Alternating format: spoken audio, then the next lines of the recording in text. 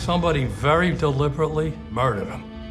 It was an execution, no mercy.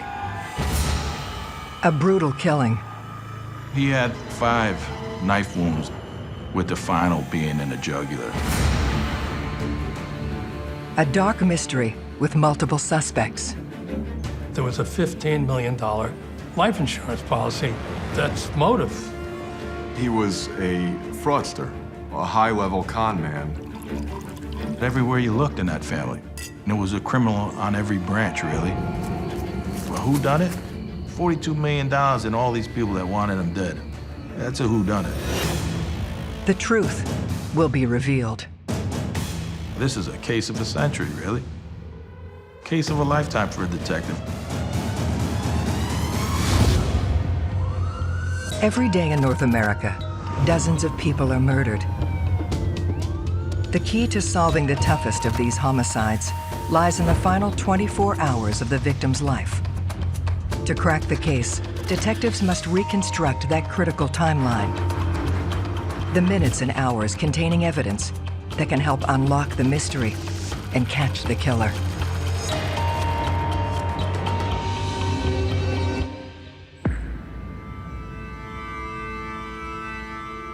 Greenwich, Connecticut. One of the most affluent towns in North America. It's just the definition of luxury. If you don't have multi-millions of dollars, you would have no chance to ever live there. It's just filled with sprawling mansions, filled with very wealthy people, from CEOs to celebrities. But no amount of money is guaranteed to keep you safe. Andrew Kissel was discovered by the moving crew. They had been moving him throughout the course of the weekend, then came back first thing on Monday morning. They went to the door, knock, knock, knock, nobody is answering the door. So they tried the door and it was unlocked. One of the movers goes down to the basement to pick up an item. Next to the item is Andrew's body.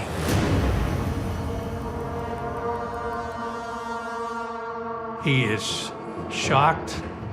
He goes upstairs, he tells the other guys. They called their boss, and their boss said, call 911. You heard it come over the radio, and I said, hey, Pierre, run that address. And he runs the address. And I just remember him giving me a look like this was going to be a very interesting case. Andrew Kissel was very successful in real estate. He was living a very lavish lifestyle. He rented a huge backcountry mansion in Greenwich. He was going out on yachts. There were parties. Beautiful life, beautiful house, wife, children, success, money. He enjoyed the high life. He enjoyed being the big guy on a block, showing everybody a good time. Greenwich PD homicide detectives Terry McHugh, Pasquale Iorfino, and Pierangelo Corticelli arrive at the scene.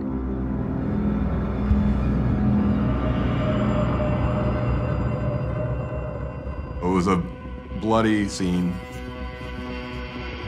He had 5 knife wounds, with the final being in the jugular. You imagine sticking a knife in somebody, that's a terrible thing to do. Monsters do this stuff. He was also found bound and gagged. No mercy. Now, you know he was yelling. Had to be, right? They actually cleaned off the knife on his pants, wiped the blade clean and took it with them. That's professional. That's a pretty good hitman. Your experience tells you that, number one, it wasn't a random crime. It was an execution, very personal. There's no question about that. To solve his murder, Detectives need to uncover every significant detail of Andrew Kissel's last 24 hours, starting with his time of death. You can tell by the position of the body and the way the blood is, and you can get an idea about how long it had been like that. And with the assistance of the medical examiner, they're able to pinpoint it to a degree.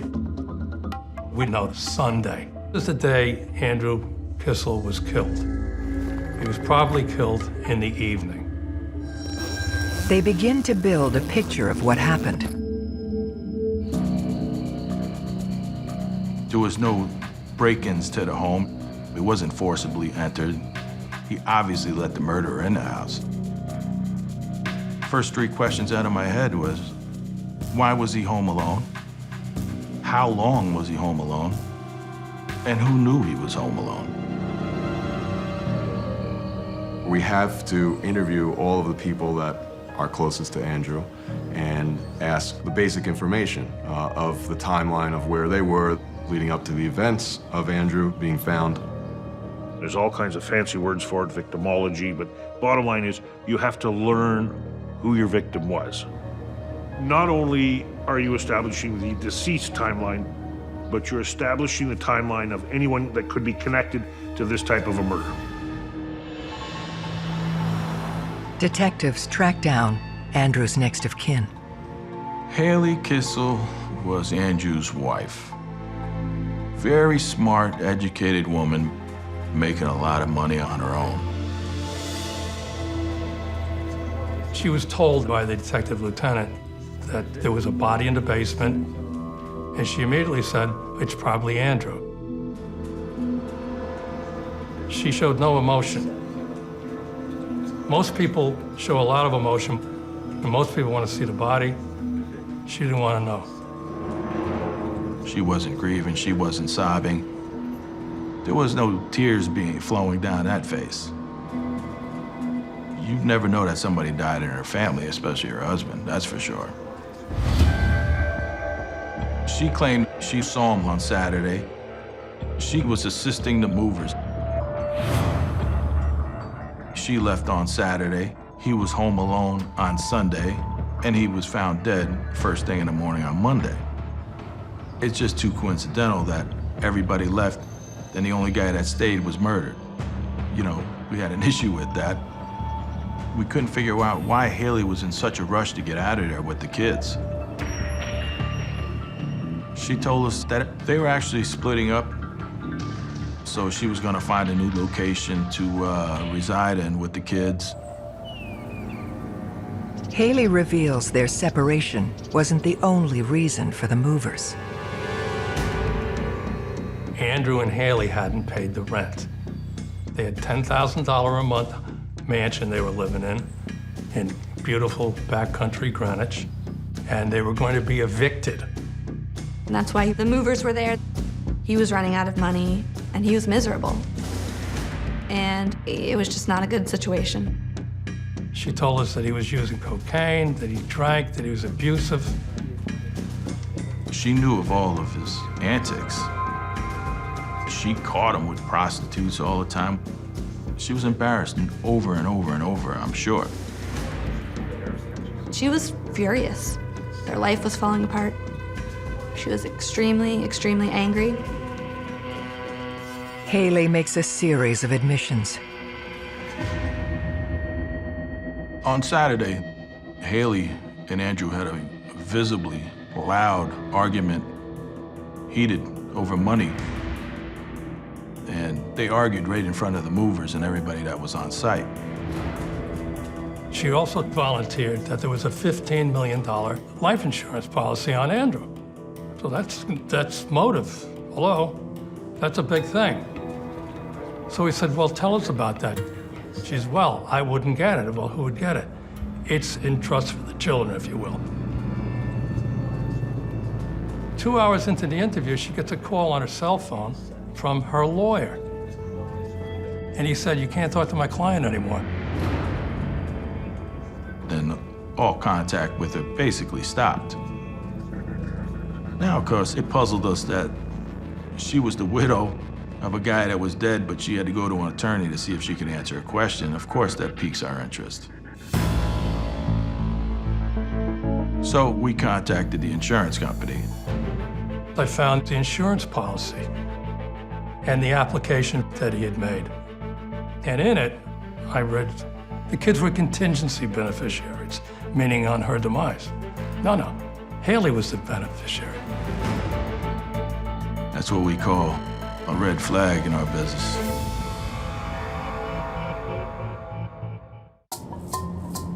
Andrew Kissel's wife, Haley, has landed squarely in detective sights as a person of interest in his murder. She obviously had some tough times with Andrew, and any woman would. He was having a grand old life at her expense, really. For the investigators, the case bears eerie parallels to another death in Andrew's family. To make it even more bizarre, his brother had been killed a few years earlier. One day, he came home. His wife gave him a strawberry milkshake laced with sedatives, knocked him unconscious, basically, and she bludgeoned him to death, and then had his body rolled up in a carpet and put it in a storage unit. That was a big story. And then you come with Andrew's story, right? Now you got two brothers in the same family being murdered. I think the world wanted to know if Haley was directly involved. The truth lies with Haley's timeline. Haley Kissel was with friends down the road, actually. The family confirmed that she was there all day. She had a solid alibi on the day of Andrew's death. We were able to trace every place she was, and she didn't leave. You know, she was not present at that murder. The focus shifts away from Haley and onto her dead husband's finances. Andrew Kissel had been investigated by the FBI for a large mortgage fraud scheme. We found out he had this real estate development company, which took legitimate properties, millions of dollars each, just to buy the property. He would take out a multi-million-dollar mortgage, and he would submit fraudulent paperwork saying that had been paid back, when in fact it hadn't. He now goes back to the bank, and he borrows another $3 or $4 million on the same property. He did it 9 times. This was one of several schemes the investigation uncovered. There was a number of properties over in New Jersey, and he had gathered a number of investors, including members of his family, to invest money in this buying of this number of buildings. He sold it, but he didn't tell anybody, and he kept the money. He was supposed to be paying dividends to the investors, but was actually taking money from them. I remember Pat describing Andrew as a mini Madoff. It was $42 million in money pilfered along the way. He was great at thievery. But eventually, somebody discovered the forged documents, his crimes unraveled, and he had been caught by the FBI. He was charged with a number of federal crimes.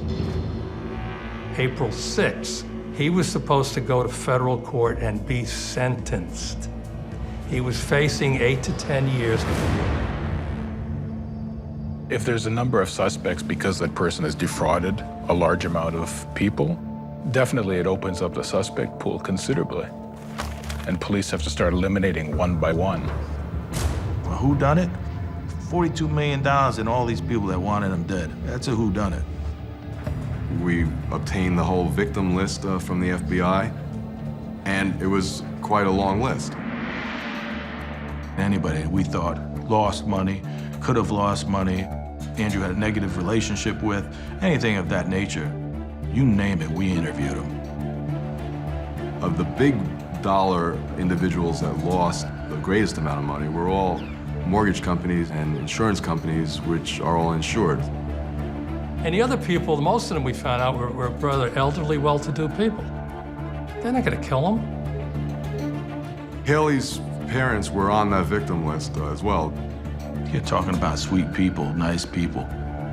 Just because they had money and they were ripped off, they're gonna come after you in civil court, but they don't pick up knives and go after the guy that stole their money.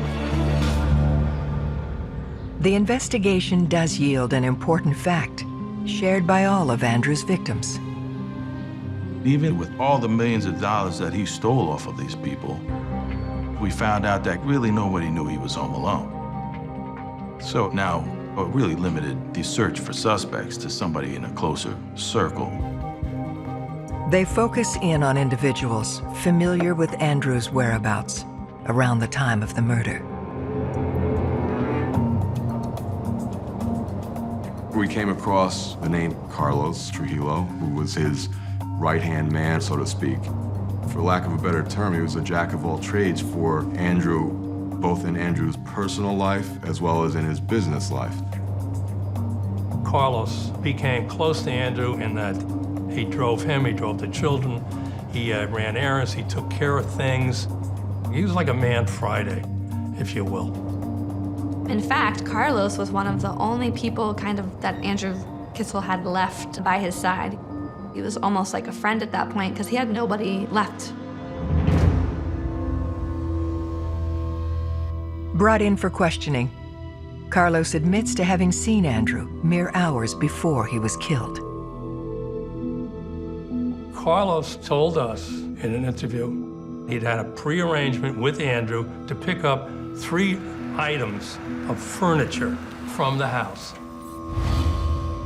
And he was going to come down on the Sunday and pick it up. So he goes down there and he says he was there for about a half hour where he saw Andrew. He said he chatted with him a little bit. He said Andrew looked okay.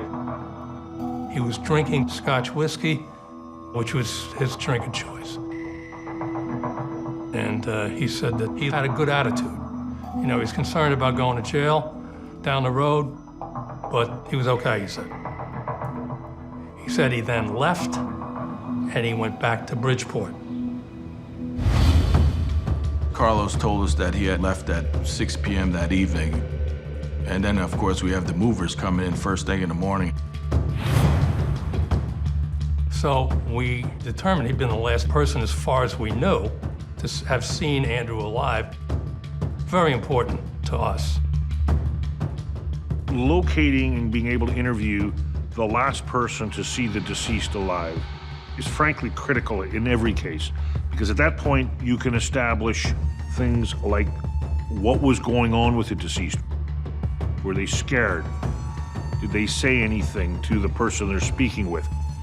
Had they learned something? He kept on saying, I love Andrew, I love him. And not in a romantic way, but in a his friend way.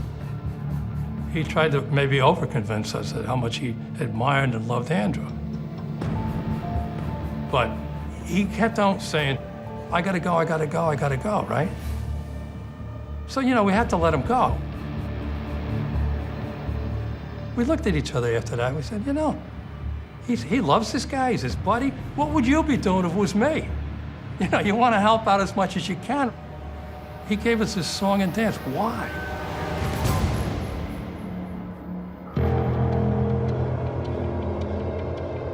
We kept digging, and we came to find out that Andrew treated Carlos just like a gopher. There was a report of Andrew calling Carlos on his day off, saying, I need you to come down here right away. So he leaves his family and drives all the way 30, 40 minutes down to Greenwich. And the only thing that Andrew wanted was for him to go out and get him some fast food. So it was that kind of disregard for Carlos, which didn't really fit well with Carlos's description of having a great relationship with Andrew and him being like a father figure. Very strange, so a lot of things just weren't adding up with him. It didn't make any sense. That's a problem. Carlos Trujillo's quick exit from his interview with detectives leaves them with more questions than answers. So a week later, we had him in for a second interview. And in this one, he gives us this tremendously detailed story. He said he went back to Bridgeport, but not right away. He left after seeing Andrew at 6 o'clock. He leaves and he goes down to Queens. He said how he went to a bar, hung out with a lot of people, and danced the night away. He says, oh, the place was mobbed.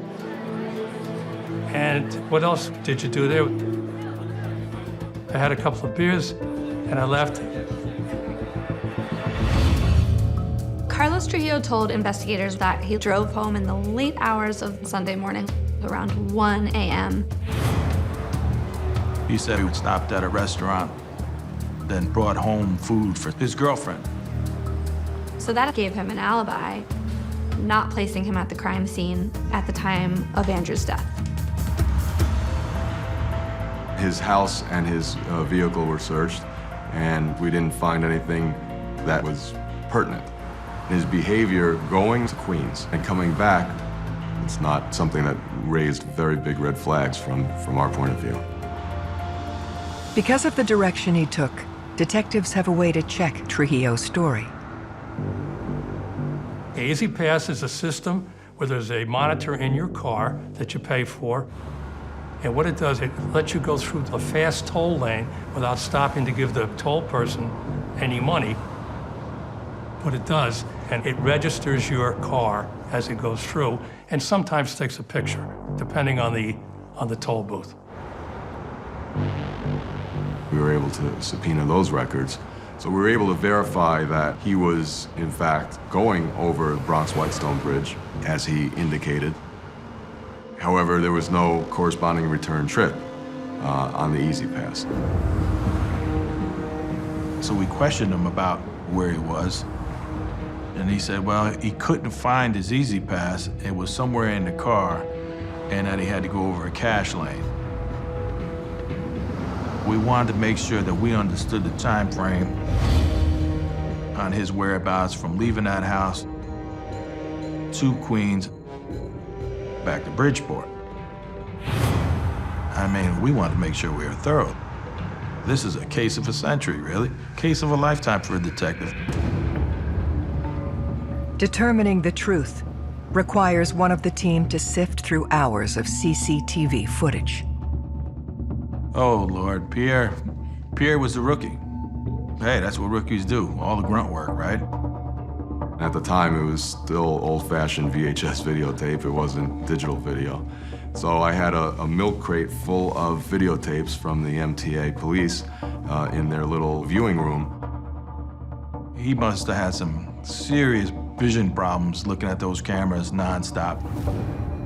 As Detective Corticelli continues his search, the team discovers another potential suspect, Eric Boxerman. So he was Andrew's friend, but he was also the man who worked with Andrew in the building business. He's a real estate financier. He is on the social circuit in town. If you open up Greenwich magazine, you'll see him at, all of the events throughout town. When questioned, Boxerman is forthcoming about the events of that day. He cooperated, didn't hire an attorney. At 11 a.m. on Sunday morning, he came to the house and observed that Andrew Kissel was drunk at the house by himself.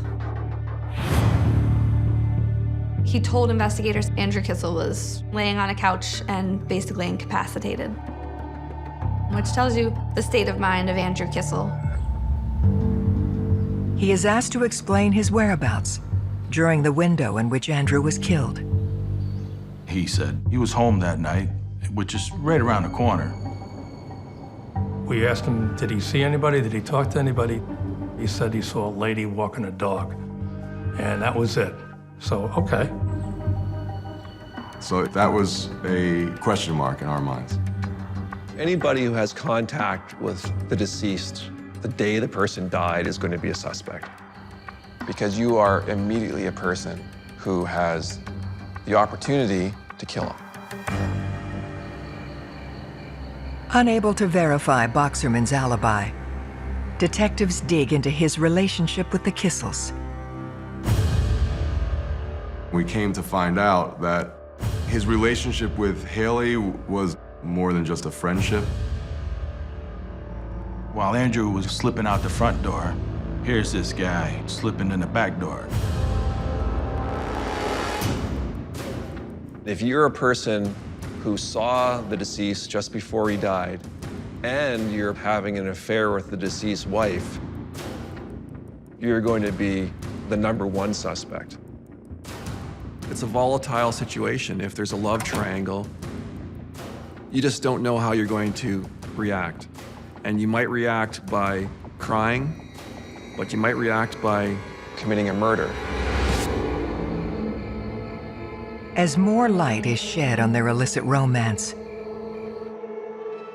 a bizarre rumor surfaces. It hits the news that Andrew killed himself because he wanted to be a great guy and give his kids this $15 million in life insurance. The media speculated at the time that it was potentially a suicide for hire. Who would choose to kill themselves in such a slow and painful manner? To be stabbed by a knife multiple times, in your basement, bound up. There are other ways to do it. From a victimology point of view, everything that we knew about Andrew was all about Andrew. He was a classic narcissist. That whole idea was just crazy to us. What was interesting was News 12 was the first, I believe, to float this story based on an unconfirmed source to their tip line. Pat and Terry were able to track down the telephone number from this unconfirmed source.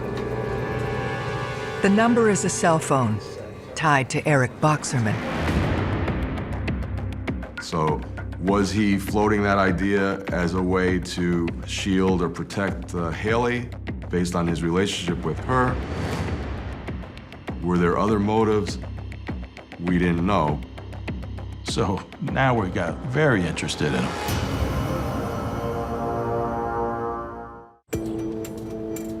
A Newsline tip has put Eric Boxerman in the frame for Andrew Kissel's murder. It was just very, very odd that his cell phone would be connected to this story of Andrew, arranging his own homicide. Detectives weigh what Boxerman had to benefit against what he had to lose. He was a millionaire. He owned a $13 million home. Not a shack, a $13 million home. He was a successful businessman. But he's having an affair with Andrew's wife. So, yeah, it piqued our interest.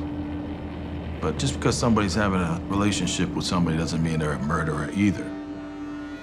The crime scene also bears none of the hallmarks of a crime of passion. This was pretty much a professional hit. He didn't have any hits in his past.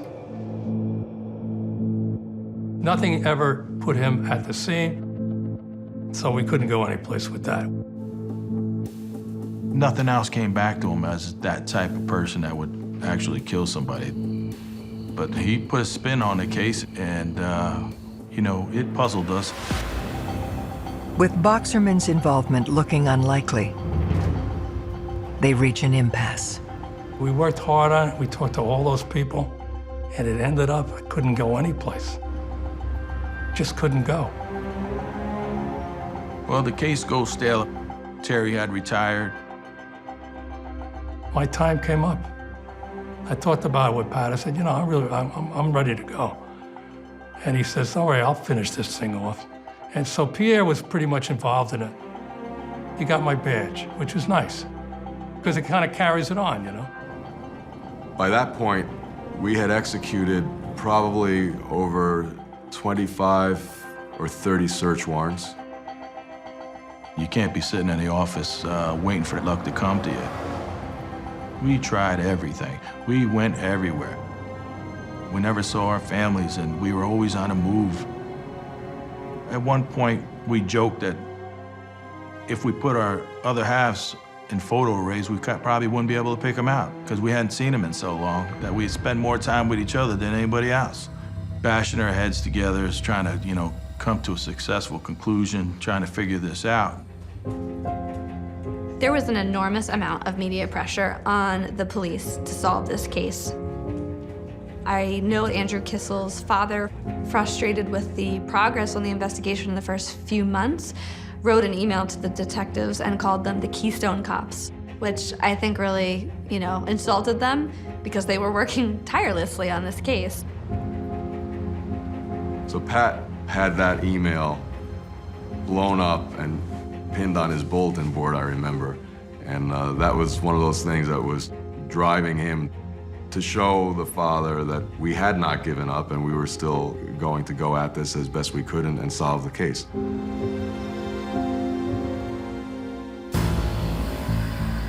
After countless hours viewing CCTV footage, Detective Corticelli makes a breakthrough. He called me and said, "I got him." I'm like, "Are you kidding me?" And then he showed me the picture. It was like unbelievable, clear as could be, Carlos Trujillo coming through the cash line. That system down there took one of the best pictures you'd ever want to take. It was amazing. God, he looked terrific. So Carlos comes back across the bridge toward Connecticut. It was much sooner than he had initially admitted. Right before the time in question when Andrew was killed, Detectives now have proof that Carlos lied about his alibi. for that reason, we looked over everything again with fresh eyes. I remember sitting in the FBI's White Plains office with Pat and going into their evidence room where they had the evidence from Andrew's case. I believe it was 25 or 26 banker boxes full of documents that we went through with a fine-tooth comb. It didn't seem like Carlos Trujillo really had any reason why he would want to see Andrew Kissel dead. But investigators began to realize that Carlos was not just his driver, but was involved in some of Andrew Kissel's business deals, money changing hands, part of this mortgage fraud scheme.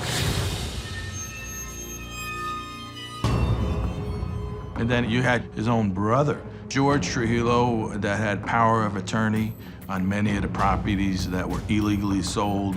He was right involved with that. You had Carlos's girlfriend, Stella Tafur. Stella Tafur was Andrew Kissel's accountant for all the frauds. So she was directly tied in the whole case.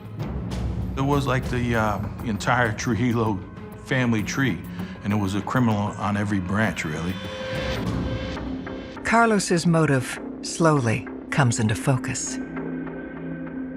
Andrew was going to be pleading guilty, and then he was going to be fully sentenced. But he could have implicated other people. And based on that, the people that would be most likely to be in peril would be Carlos, his family members, and the people that were directly involved with Andrew's business. It's damning evidence, but detectives need direct proof of a murder plot. They scour the materials gathered from Carlos's home. We found credit cards with different people's names in it, and one happened to be Amita Trujillo. And so I say, hey, who's Amita Trujillo? Let's find out who it is. They track down her address in Waterbury, Connecticut, 57 miles from Andrew's home. I say, Pierre, let's go.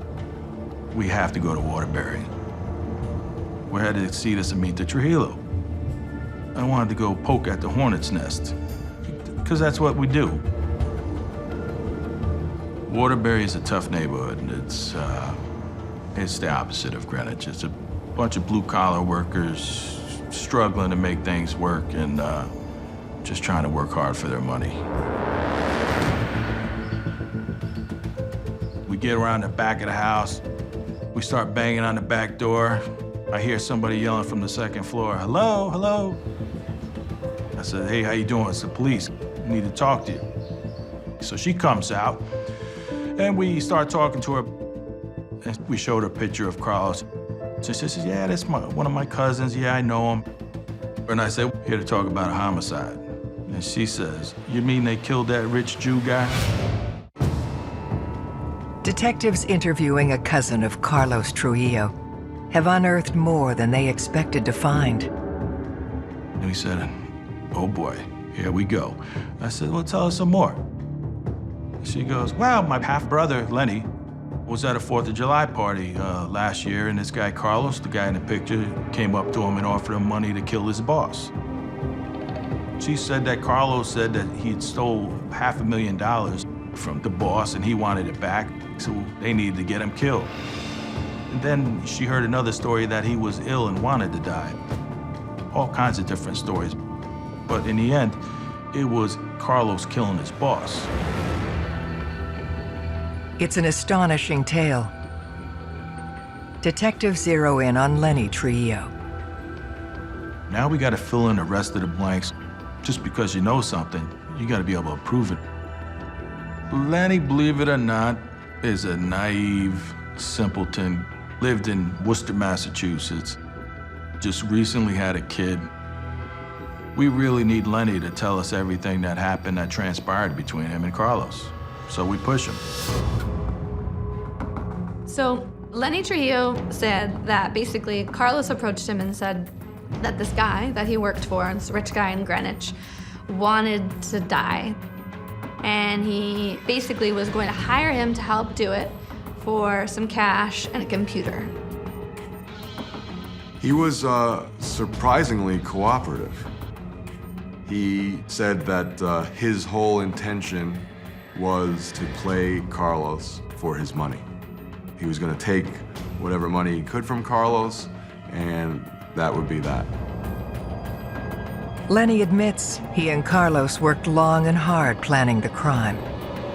This was 6 months, 8 months in the works. They would meet at parking lots, on rest stops, on highways, and Carlos would give them more money. They continued to plan it and plan it and plan it. He told us that Carlos put him up in a hotel. We were able to go there and find records that Carlos paid for a room there on a credit card and that Lenny stayed there, and we had both their signatures on receipts. The next morning, they drove down to Greenwich. And he described Greenwich, he described certain stores in Greenwich. This was detailed information that a kid from Worcester, Massachusetts could not have come up with on his own. It's pointing directly to the conspiracy between Lenny and Carlos to commit this murder.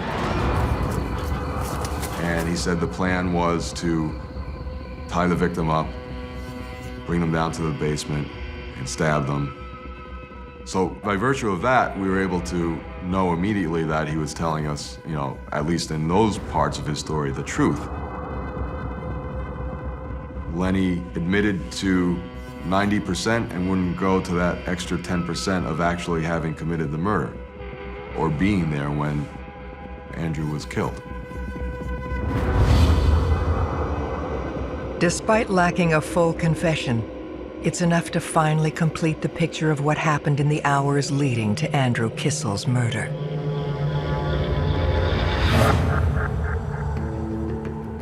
Our timeline is so essential to everything that took place on the last day.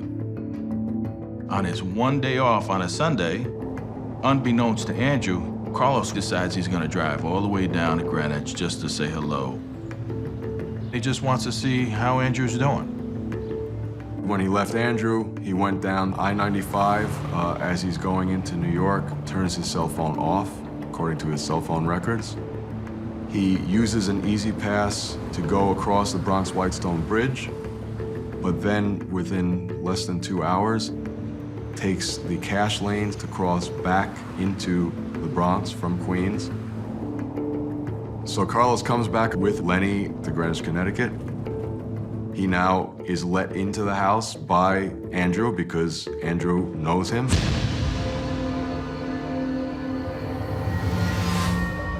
They might be having a drink together. They definitely did some coke. Then, one way or the other, they took him downstairs to the basement. They gagged him, and they tied him just like Lenny told us he was gonna do. They put him down on the ground. They made it nice and quiet.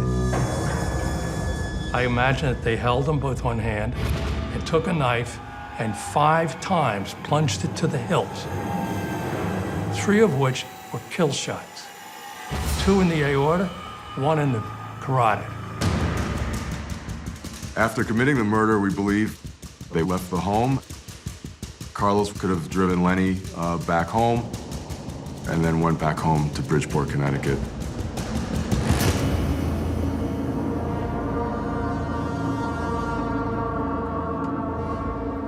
Confident in their case, Detectives Iorfino and Corticelli track Carlos down. We found him a couple towns up driving a limo. And we stopped the car. I came walking up with Pierre. Hey, remember me? It's time. You're under arrest for homicide.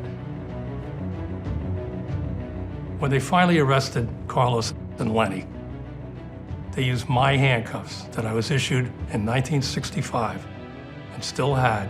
They put my handcuffs on both of those mutts. And they put them on a plaque, and they gave them to me. I got it at home. It's fabulous. On April 15th, 2011, Lenny Trujillo is sentenced to 20 years in prison. Carlos Trujillo pleads down, and after serving a sentence of 6 years, he is deported to Colombia. Carlos only had 6 years, and I felt a little slighted by that. But when I realized that he was getting deported, as an immigrant myself, I love the mainland and my homeland, but I never want to go back to live there. I like it right here. So he could never come back here. He got a life sentence. His brother George went back to Colombia. Stella Tafur was Andrew Kissel's accountant. She disappeared. Who knows what happened to Stella? Money was everything to Andrew Kissel. That's how he got himself in this predicament to start with. He stole $42 million, owed a lot of people money, but did he deserve to get stabbed to death like he did? No. In the end, if you do a good police job, it all comes out. And we did a good, thorough job, and we put our hearts into it, and it came out.